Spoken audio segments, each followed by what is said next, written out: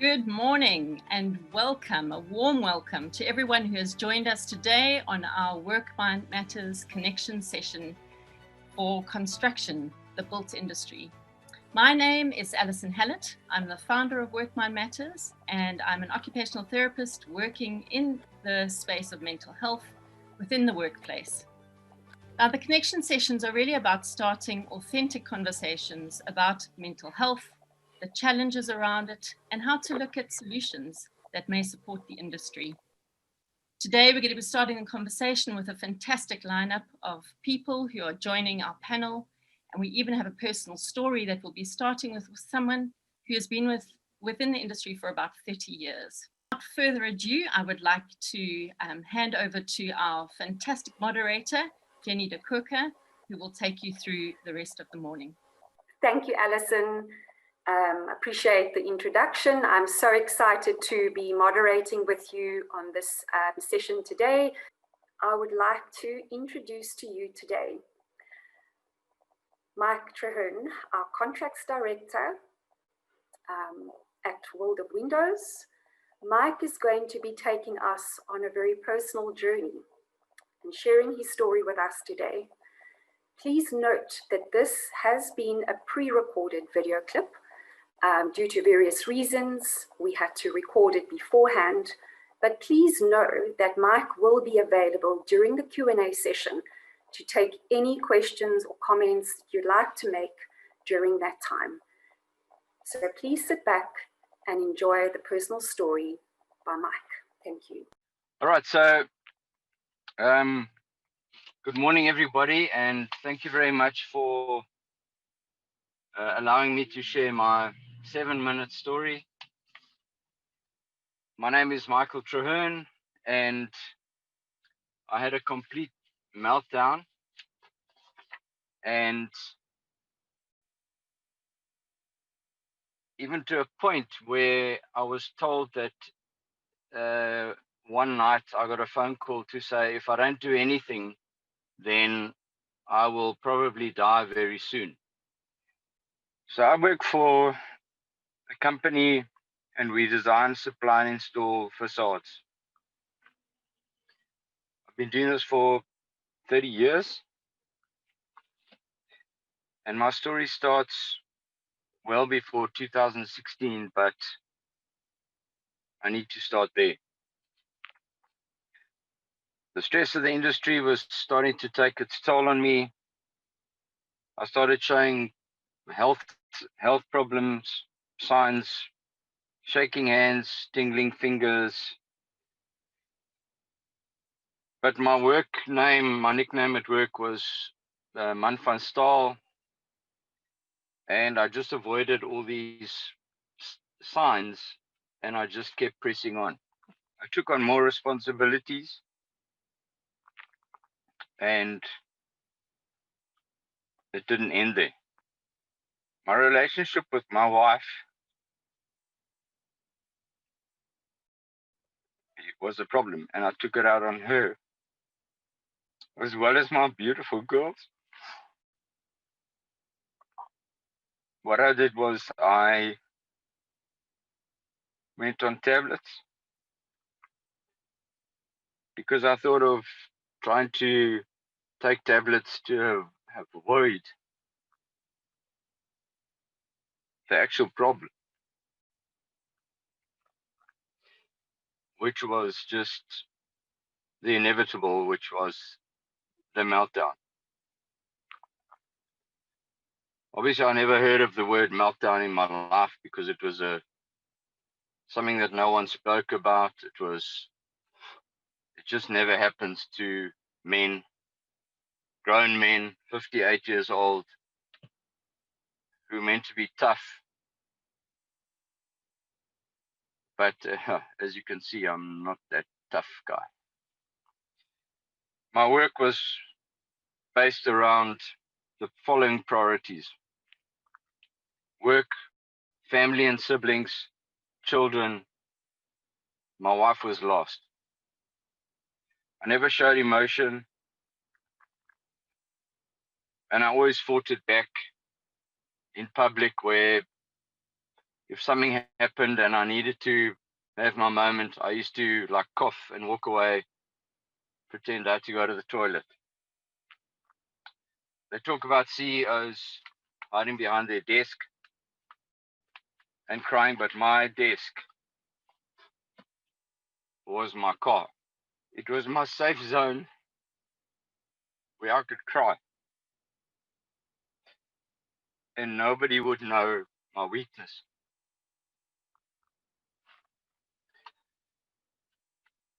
So what was happening, I was just putting everything in a bucket and I wasn't really understanding what was going on. So I got to the point where the first 3 hours of the day in my life, I was a zombie.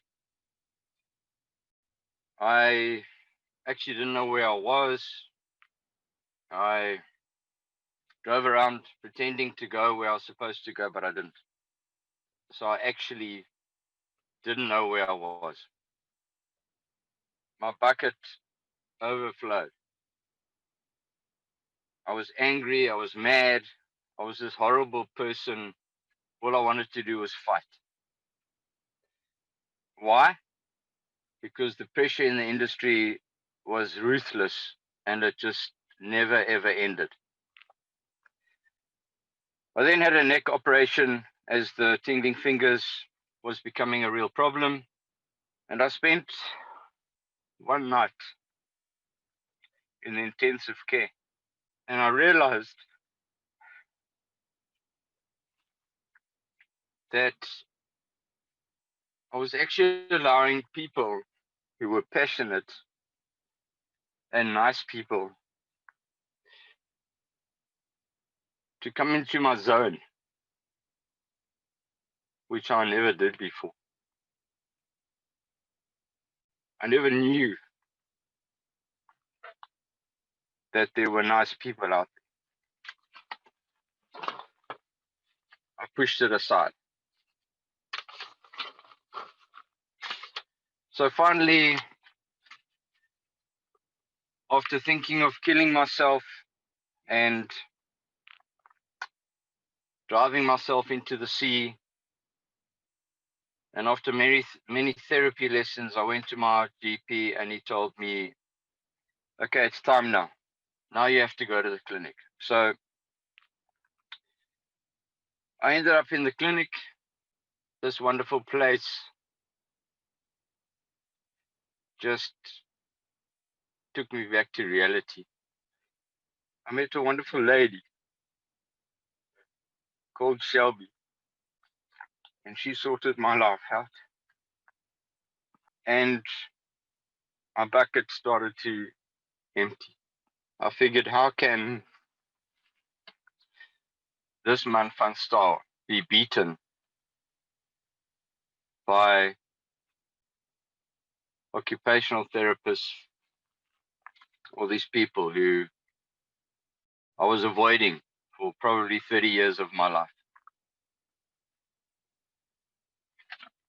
The big thing I had to do was I had to accept I had a mental condition.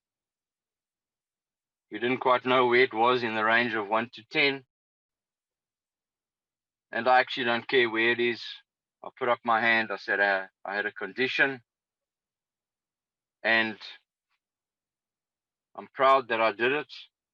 And other people actually don't care because they're probably going to have it anyway. They just haven't admitted it.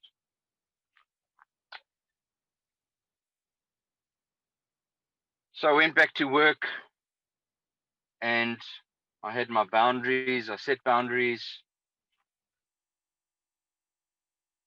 I reprioritized my life. My wife was number one. My children were number two. My family and siblings were number three. And actually work, even though it forms 90% of my day, was number four. So I was asked the other day, am I the man who I was prior to my meltdown? And I'm not. I can't take the pressure. I've got boundaries. I can't do it anymore. And it's out there and people accept it. Sometimes the guys say to me in the morning, Michael, have you taken your tablets? And it's just it's not taboo anymore. It's just real, and it's life, and it's happening to many people. So I hope I've shared my story. Sorry for the emotions. It's real. And it's me. This is the true Michael. Thank you.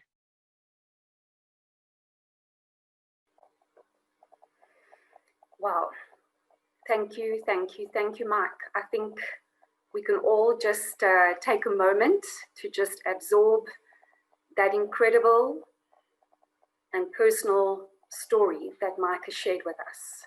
We are so appreciative, Mike, for being so brave and courageous, for making yourself vulnerable, sharing those brutal facts and realities and the rawness of your experience. Very brave indeed. And I think we can all today take some time out in the madness and the busyness to reflect on those key messages and learnings that you've shared with us today. We thank you. So what we are going to do now, and as we can see, all our panelists are starting to pop up on the screen. It's time to introduce our amazing panelists for a very interactive discussion that we are going to have today on some key and critical questions that need to be discussed and need to be addressed. So what I'm going to do, I'm going to start as my screen shows me. I'm going to start actually with Sue, and I'm going to ask every single panelist in a very short sentence to please introduce themselves.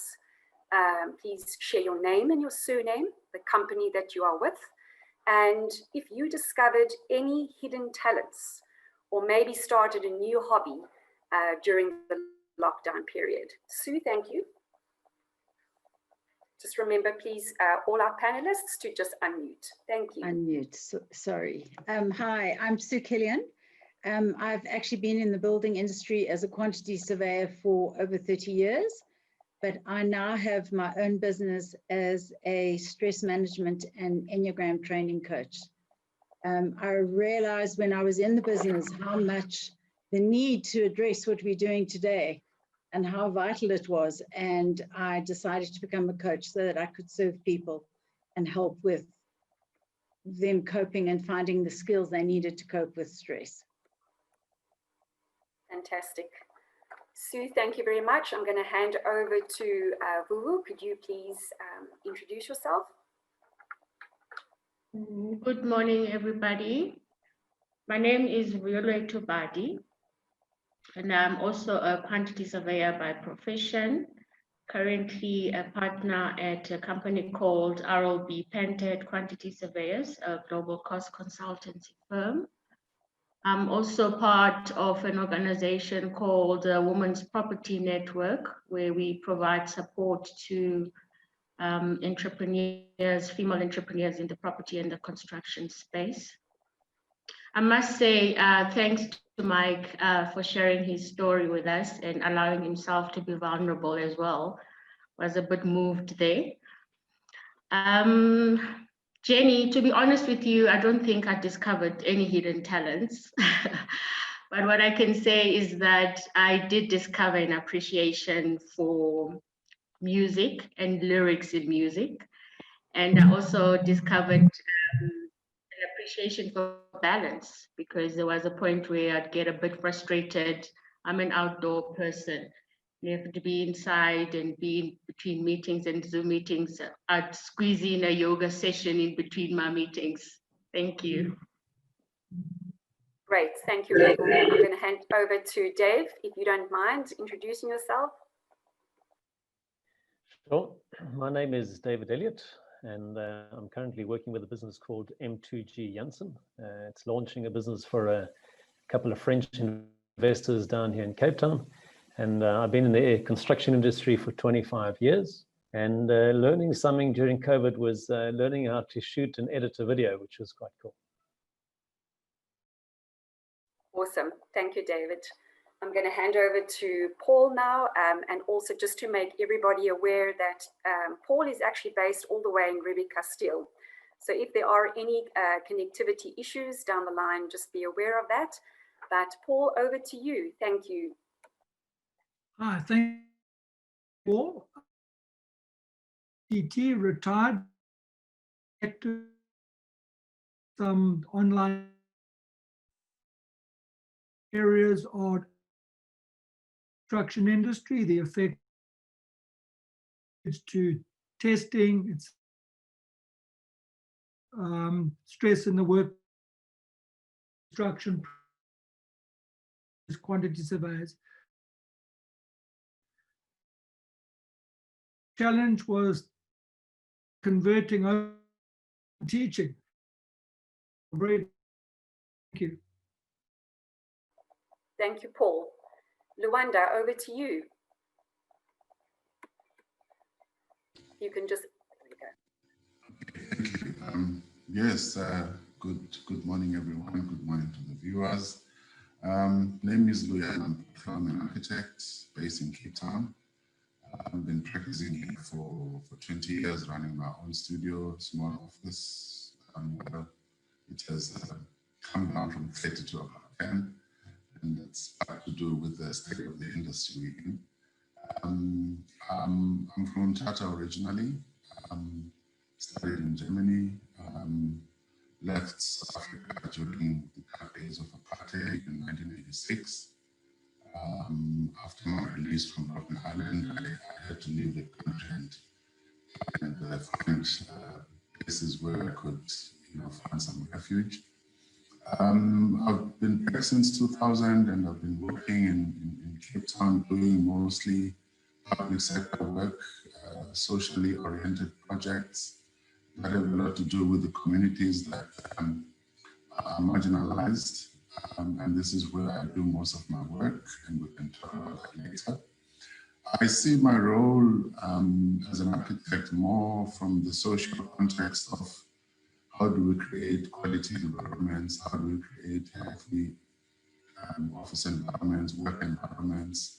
And I hope this discussion today can maybe help us share a little bit about how the built environment and the spaces we create can actually have negative impact on people, and what we can do as designers to change that, and hopefully get our clients to understand how important it is to actually invest in quality environments. Thank you. Fantastic. Luanda, thank you very much. Appreciate all the intros. I think we're going to jump right into our interactive discussion and try and keep our answers short and succinct.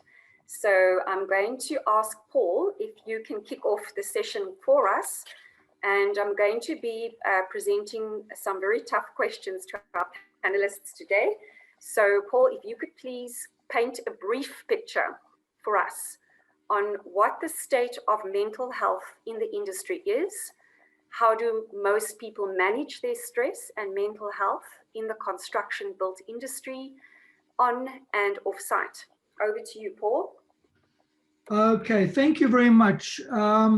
Much of the research is actually split into project professionals versus on-site workers.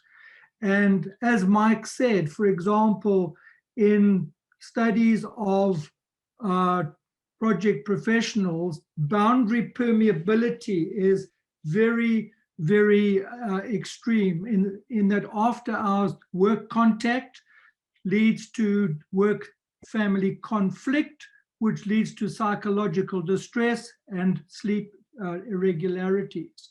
It's a function of the project-driven nature of the industry, tight deadlines, tight budgets, adversarial nature, long working hours, and unbalanced workloads.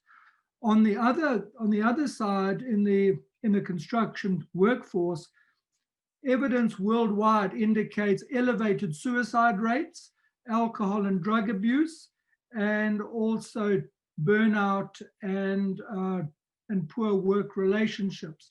So all in all, a very destructive industry to work in. and employers and the industry seem to, I wouldn't be say oblivious to the problem, but it appears that they could be turning a blind eye in the pursuit of production and outcomes, whereas, you know, people are important, and the effect on families and homes and individuals should be taken into account. How do people cope with stress? Well, research indicates that, for instance, in the lifestyle fields, it's food addiction, overeating, increased caffeine intake, tobacco increases, and elevated levels of drugs and alcohol. And yeah, so over to you. Great. Paul, thank you very much for that insightful research and valuable inputs. I'm going to move on to David. And David, I'm going to ask you, if you don't mind, addressing what are some of the greatest challenges that are faced whilst working in the construction and built industry? Thank you. Thanks, Jenny. I think and Paul, thank you for that great opening. I think the need for this session that we're having on mental health and on burnout is maybe not realized enough in our industry. And what has become clear over the last little while to me in my journey in the industry is that the guys that are affected the most are the families. And I really enjoyed Mike's opening video, and thanks for that, Mike. That, you know, what happens is, as the person is trying to perform at work, they're trying to deliver on complex things. Mike was running 40 projects in seven countries, or at least in 5 countries with 700 people. You know, that's a hang of a lot of work with an international complex supply chain, and trying to manage that is enormous. And what happens is, as he's trying to deliver at work, he's got some challenges at home. You know, his wife's trying to deal with some issues with the daughter or whatever the case is. And that's the same for all of us. You know, we're trying to manage 2 different spheres in our lives. And the big challenge in construction, as Paul has said, it's project-centric.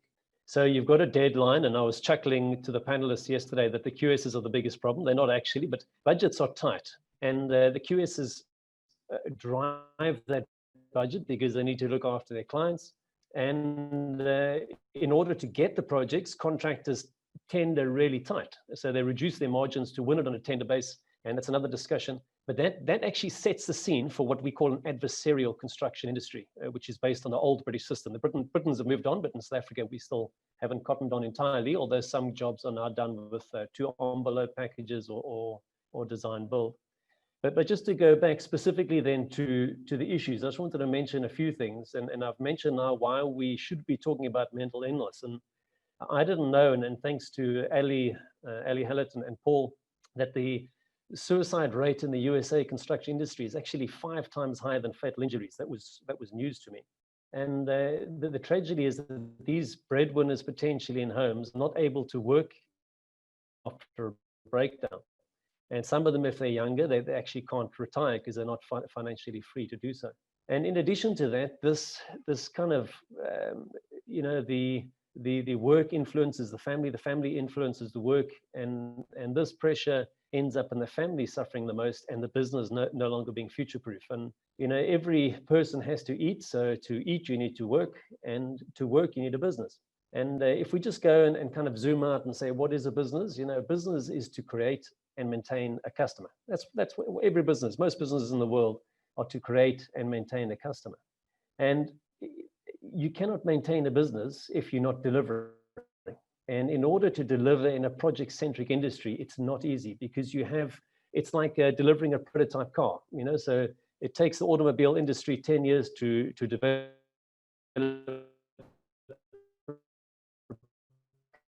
prototype and then put it through production, and then make it very challenging. So the Dave,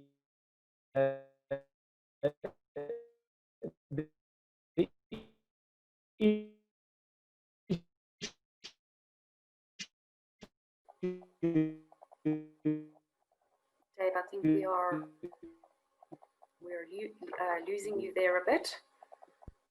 Can I, is that any better? There we go. That's better. That's better, David. Thank you. Okay, sure. Perfect. So just saying that for the in the business, where you start recognizing your staff, step one is to recognize what the issues are, and it could be irritability, aggressiveness, irrational behavior, or sluggish decision making. Or Mike mentioned trembling hands of site agents. And we've seen that on many projects across the country where the pressure's too much, the guys no longer have control, and they're not looking healthy anymore, they're gaunt or pale, and something needs to be done, but it's not easy to deal with these things. And just as we talk through the session now, one of the key things is leadership. If leadership cannot recognize these things, it's hard to change them. And obviously every business, your staff are the key to the success of that business. So under-resourcing and over-resourcing can create problems. But I think for me, the biggest thing is ensuring that you have good planning. Without good planning, you can't control. And without control, you start to get stressed. And that stress then at work filters into the home.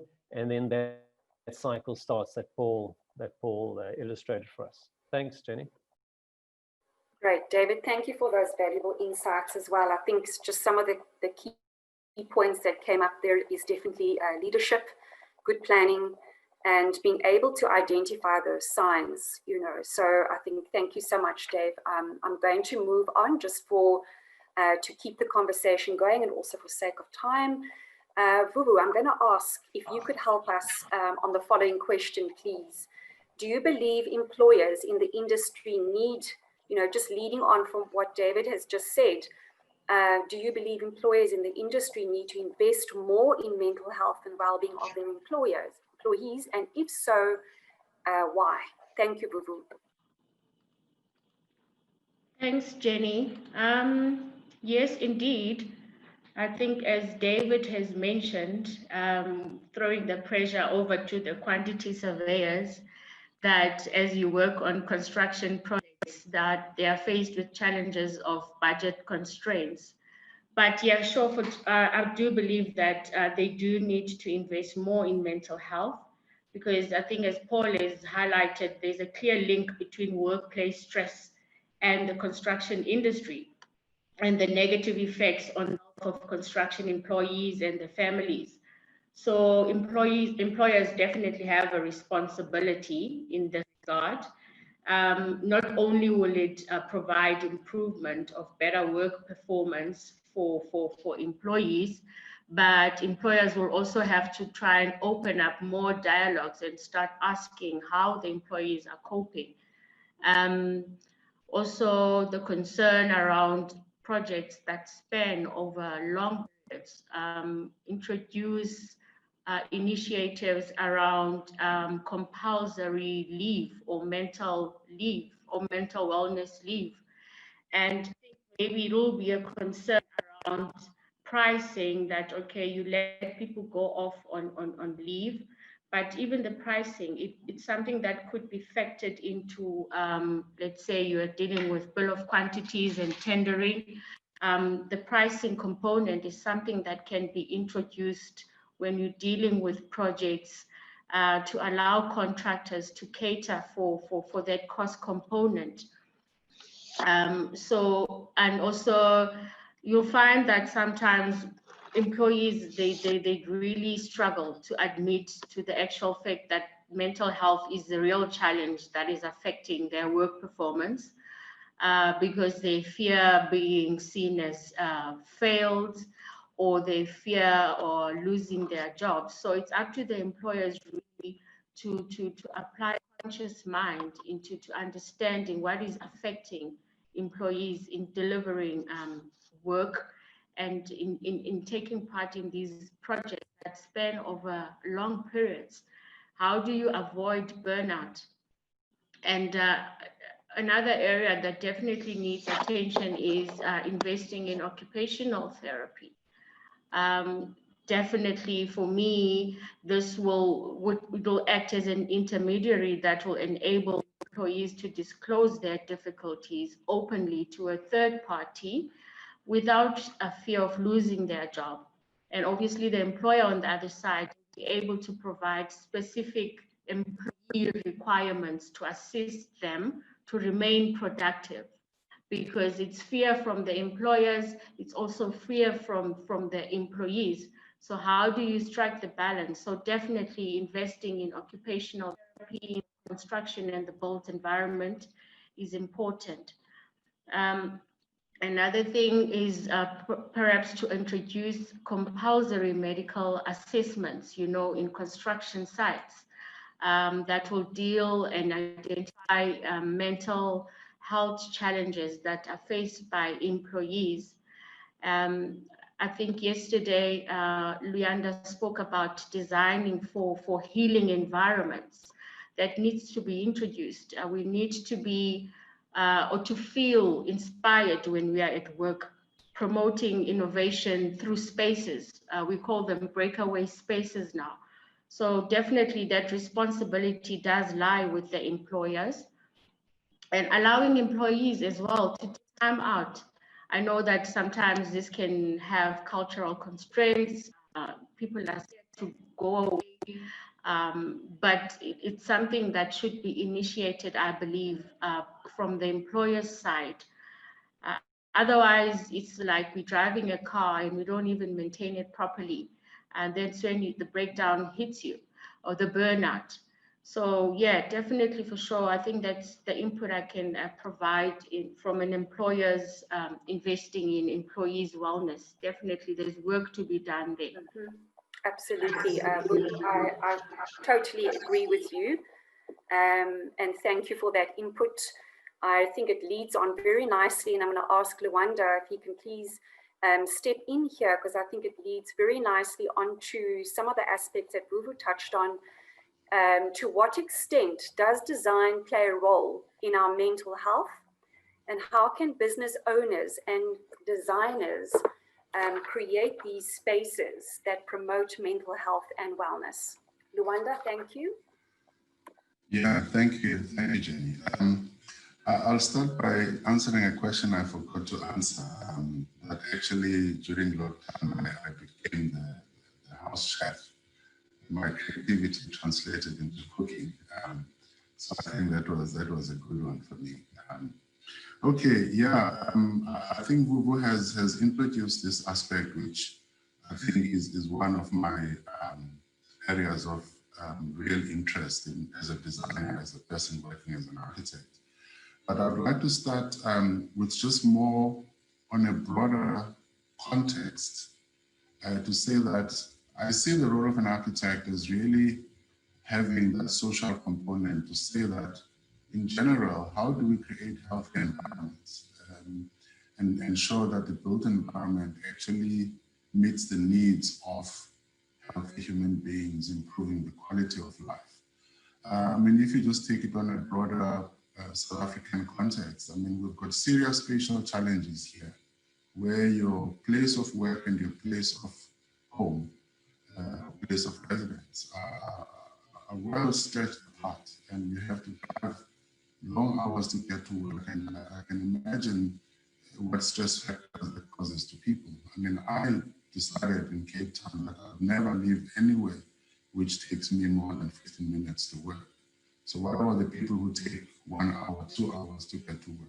It's insane. So I think we need to deal with those issues and understand that even the spatial challenges are a problem when it comes to considerations of the mental well-being and health of people.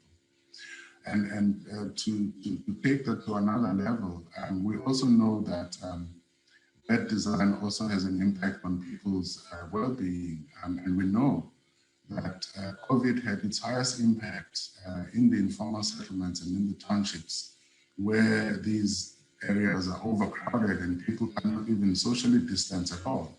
And that is a reality that if we have not realized it through COVID now as a country, I don't know when we will realize it, because in those areas, all the luxuries we had living in the suburban areas where you could social distance, where perhaps you even had a garden where you could go outside, play with your kids or with your dogs.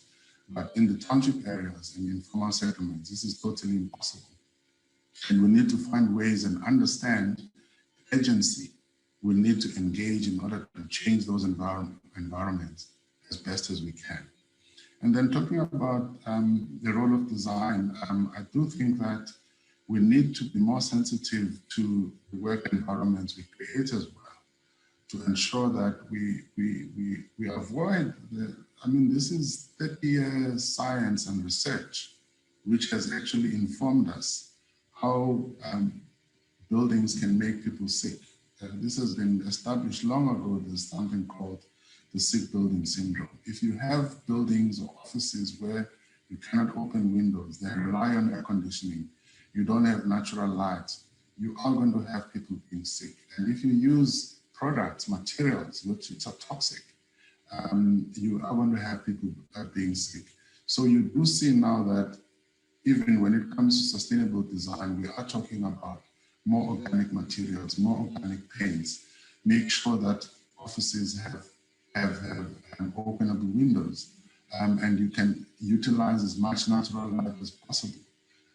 But obviously, we are creating incentives for this, by giving people green stars and all that, so that they create these environments. But it should be a matter of design principle, that this is how we design. We shouldn't be designing for buildings that are air-conditioned in a hot climate like South Africa or Africa. We've abandoned the whole idea of good thermal performance in building to make sure that buildings don't heat up. The issue of heat gain through large windows is what actually heats up spaces inside. And if you can't ventilate it, then it becomes even worse. So these are, for me, the aspects which we as professionals have to work very hard to present these to our clients. And obviously, the budgets are driving business and building. So when clients are not willing to pay that extra in order to achieve this, it becomes a problem. In the work environments in the building sector, obviously the focus is on health and safety, and this has improved over time to make sure that buildings, builders or contractors work in safe environments, that are harnessing, they can be seen, identified. But I think we need to also invest in the conditions of their workspaces themselves, so that the things that Vuvu has mentioned, breakaway spaces, can also be achieved in those environments as well. In my office, I run a very small office, and I can tell you now, I've made sure that we have enough natural light, that we can open our windows. I've got 3 sofas here, one in the boardroom, one in the kitchen area, and one on the floor. I could pan with my camera, but it's okay. And I think these are very important things. And as a director of the company, I sit with the staff. I don't have barriers between me and them, so that I can actually interact with them directly. And these are all things which I think are very important in terms of how do we ensure that our work environments promote that healthy kind of quality. And then lastly, I was fortunate to design a mental health care facility here in Cape Town. I was involved with the Falkenberg Hospital.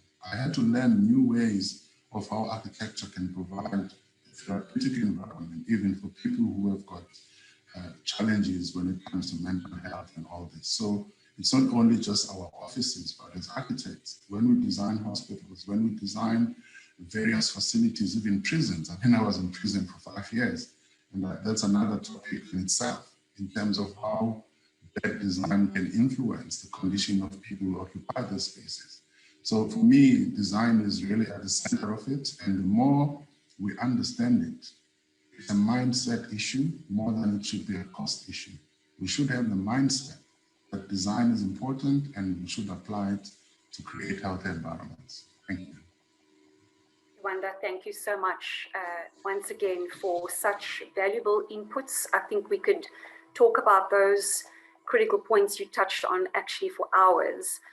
Just talking about the responsibility of our architects, health and safety requirements, design being put at the center, some real challenges that are in need of further conversation. So I'm going to ask Sue to step forward, and I'm really going to ask her to talk to us about, do you believe it is possible, with all of these challenges that we have heard from all our panelists thus far, to improve the health and well-being of employees in this industry?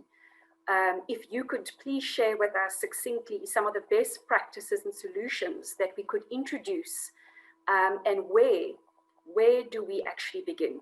Thank you, Sue.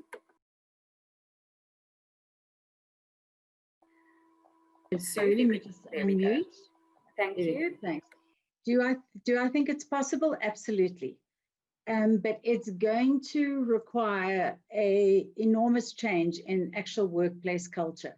The construction industry especially, big boys don't cry. Oh, she's just being over emotional. It's that time again. Making jokes about staff members that need to leave early to take care of family. There are so many issues in actual culture that needs to be changed. And it's very important that companies introduce programs and training to keep workers safe. But more important than anything else is to embrace lots and lots and lots of open talk about mental health and about stress. So what are the main pillars towards doing this? The first is reducing stigma. It's okay to not be okay. Too many people are afraid to say that they're not okay. And there need to be people that are trained to be able to recognize signs that when people can't speak up about not being okay, that it is recognized. And of course, to have coaches and people training who can help, which brings us to the next pillar, which is increasing awareness. If more and more people are discussing it, more and more people will become aware, they'll start recognizing the symptoms, and they'll start speaking up. And a great way is, as part of the staff induction process, that when people start at a company, is to introduce them to the fact that this is a company that is very aware of mental health and what they want to do about it. The companies need to make a commitment, which was a lot of what Vuvu was saying. And it's important that I think each company should have a collaborative action plan that contributes to the well-being and the happiness of the staff. It should ensure that everybody in the organization, right from the tea girl to senior management, is part of creating a mentally healthy workplace. The next one that I want to mention is supporting employees. There's been too many companies where you actually couldn't go to HR and ask for help because HR were just going to report it back to senior management and it would end up reflecting badly on you. And I liked Vuvu's point there of having a third party, like coaches and organizations who could come in where people can be open and honest. Communication is key. And it's really important that you have training programs. For example, one that I coach a lot on that has incredible benefit is the Enneagram, where people get to know themselves, but they get to know the people they're working with as well. And it also does, can every company say that each staff member has a toolbox of coping skills when they feel that they're falling into fear, anxiety, and depression? And this is where these training programs will come in. A lot of companies do team building events, but team building can be very intimidating for some people. It involves a lot of drinking many times and people don't drink.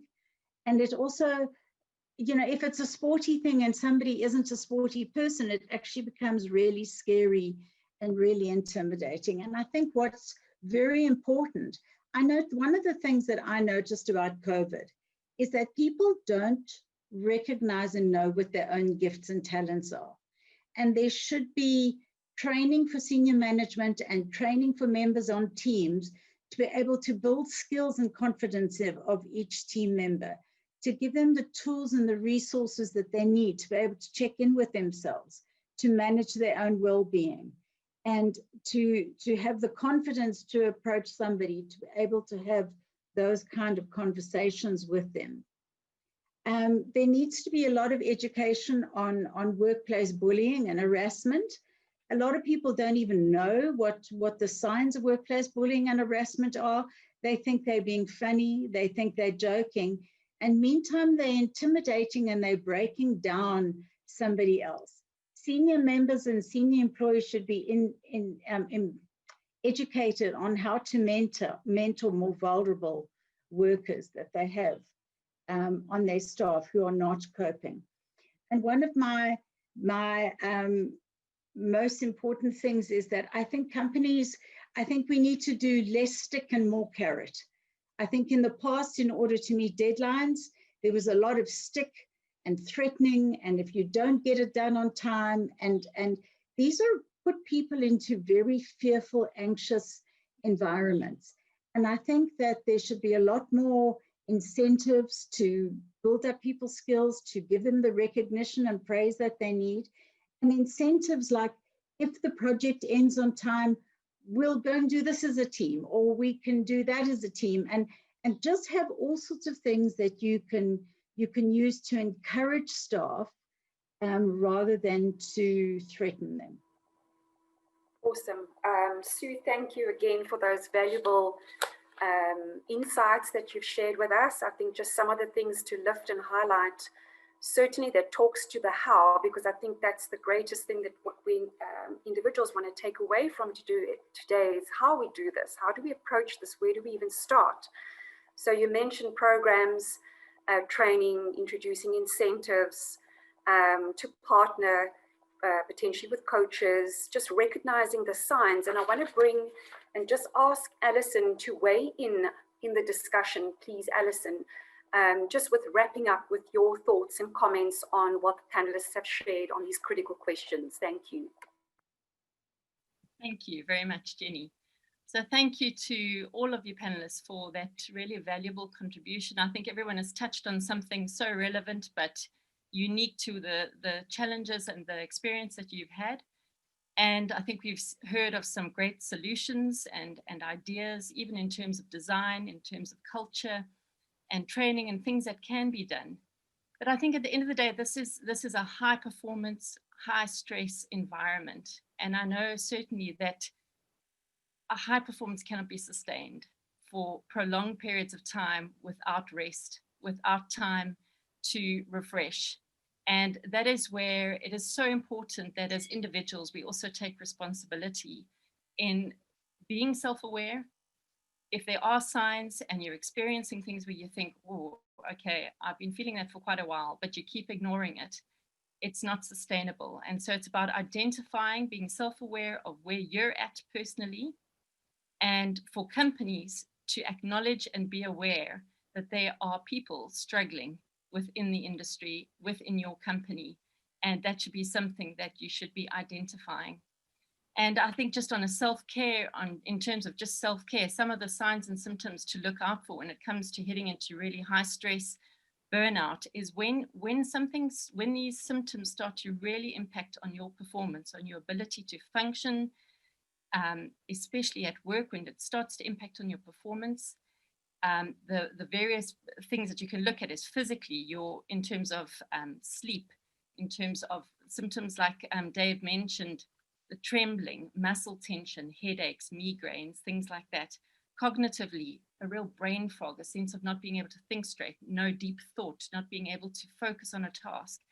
Your mood, irritability, often irrational, also a real sense of cynicism and disinterest in work and in the job that you're doing, and then how that all then impacts on your behavior and the impact that it has on the people around you.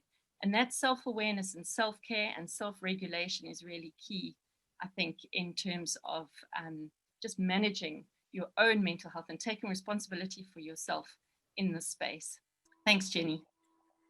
Fantastic. Thank you, Alison. We are now going into our interactive Q&A session. So I really hope for all of those that are on the call, please put your videos on. Our panelists, please put your videos on where you're comfortable, and let's have a participative and interactive session. So I think what I'm going to do, and just also focusing on our time, because we don't want to forget about our exciting announcement on the prize winner, and then we're just going to wrap up. So let's ask some questions that have come up. So Luanda, Jenny, I'm going to ask. Sorry, Jenny, can you unmute my video? It's telling me that you've. Yeah, there we go. Sorry. Okay. All good, all sorted, done. Perfect. All right, Luanda, I'm actually going to ask a question that's come up because there seems to be quite a lot of questions around the COVID lockdown. Obviously, we know it has had a marked effect on mental health. So if you could please elaborate on how the architect profession was affected, just briefly and succinctly, just your thoughts on how the architect profession has been affected in your view. Okay. I'm fortunate in that I'm the immediate past president of the Institute. So I do have a sense of how the industry was affected. We actually undertook a survey during the lockdown and with the Council for the Architectural Professions sector, and we discovered that the industry, the architectural profession was quite affected, and I think this applies to a number of the professional bodies. But in our survey, we discovered it was responded to by about 1,800 practitioners. We found out that about 70% of the professionals or of the businesses didn't have work during the lockdown. You must understand that when the lockdown came, obviously building is one of those industries that were affected as well. So you can see that's a survey we did. 73% had no work during lockdown, and only had enough to cover a month's costs. I mean, I was able to pay my staff about 2 months or so. And since then, I mean, we've had to reduce salaries and reduce the number of staff. You see that about 28% were facing closure or likely to close the practice, and 9% actually closed within that time. Retrenchments, 45% we're planning to, or some have actually retrenched. And, you can see about 3% of the staff was likely to be retrenched, just in general terms. And, there was a whole talk about government aid, 32% have applied for it, but only 17 had received any aid. And this was only basically the UIF support. And if you look at the response of our members, I mean, they said that 75% the response from government was very poor when it came to supporting the architectural profession. And I mean, the biggest issue, this was also before COVID, the bad payment systems and processes and timeframes are what are killing the industry. And both government and the private sector have to understand the challenge this has for us as practitioners when we're not being paid on time. So besides the high pressure environment, which Alison has alluded to, Dave has alluded to, Sue has alluded to, and everyone, but if you are not able to service the businesses on time, then it means that you can't pay your staff, you have to defer payments to your staff, and this is a big challenge. So I think the impacts of COVID have just highlighted a situation which was bad in the first place. And whether we can recover from it, I assume it's going to take us another 6 months to a year for the industry to recover. Okay, great. Thank you. I appreciate that, Luanda. Sue, I'm going to hand over to you, but literally, if you can, just within 1 minute, a question to you. What do you feel is the most important change in focus that is needed? Thanks, Sue. I would say that the most important change in focus is what I call a weakness focus. A weakness focus, when people always focus on what is wrong with an individual. What are the worst things? Why are they not achieving target? Why they are not achieving sales? And there's so many misconceptions that fixing what is wrong leads to well-being, or that correcting weakness creates optimal performance. When in fact, I think the alternative, which is to focus on building strengths, focus on which personal qualities help buffer against stress and illness. What are the characteristics of people that will add to their well-being in the environment? Those are the things that we should need to focus on. Because if we focus on making people happy, I think that the negative aspects will actually deal with themselves, rather than focusing on the negative in the hope that the happiness will work. Appreciate that. Sue, thank you very, very much. I think from a timing point of view, I just want to say thank you for everybody that has participated and has put forward their questions on the Q&A. If we haven't been able to address any of your key or critical questions, we will commit to getting back to you later. So thank you once again. So for wrap up and goodbye, I'm going to hand over to Alison. Thank you, Alison. Thank you, Jenny, and thank you to everybody, to the panelists who have added such value and brought such inspiring thoughts to this morning, to Mike for your amazing story, so real and so authentic. And just to everybody, thank you so much for being a part of this, and let's go out and start the conversation. Keep it going within your workplaces. Thanks so much, everybody. Mental health is a big issue for me. I've had personal experience with it, but I can just see this explosion of mental health all over. And what's happening here today is that I'm getting a lot of language to start having a more structured conversation with different stakeholders in my network.